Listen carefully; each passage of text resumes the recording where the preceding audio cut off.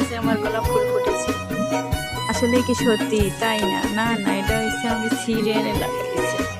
এই যে সিম হয়েছে মাশাল্লাহ। আজকে প্রথম রান্না করবো নিয়ে, এই জন্য আমি সিমগুলো ছিঁড়ে নেব। ছিঁড়তে যে এত মজা, রান্না করলে মনে হয় আরো মজা হবে বন্ধুরা। আর এই ফুলগুলো পড়ে যাচ্ছে।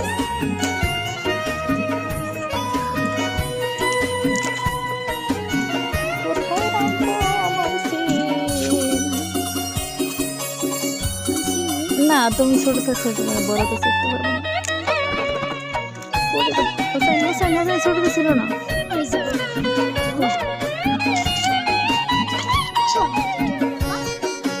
তোমার যোগ্যতা তো অনেক বাবা। তো লাভ পাই না মা, কেমনে ছেড়বো? পারছি। এই যে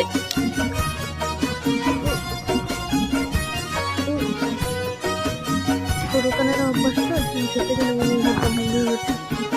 আমার আর একটা ফিঙ্গার, 2-3টে ফিঙ্গার থাকলে একটা দিনে সব মিলিয়ে একদিন সুন্দর রান্না হয়ে যায়। কদু হয়েছে, এই কদুটা তেল করে রান্না এনে গেছি কদুগুলো মরাই মরাই হেরে দেয়, কাটতে ফেলাইবে না, মরাই মরাই এনে ছেড়বে। চেহারাটা বেশ তো।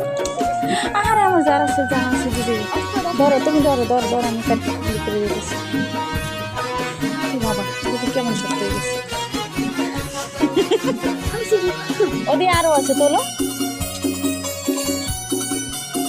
যেগুলো কালো কালো হয়ে গেছে এগুলো হইবে, ধরো। যে কালো কালো হয়ে গেছে এগুলো ছেলে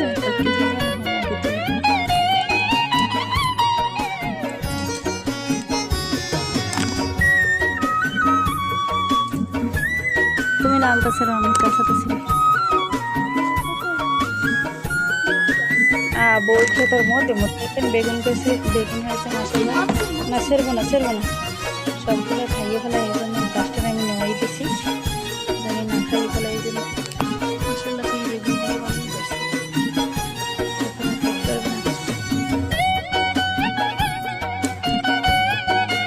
ডাল ছেড়ে কেন? পাগল হয়ে যায় ছেড়ার জন্য, দেখতেই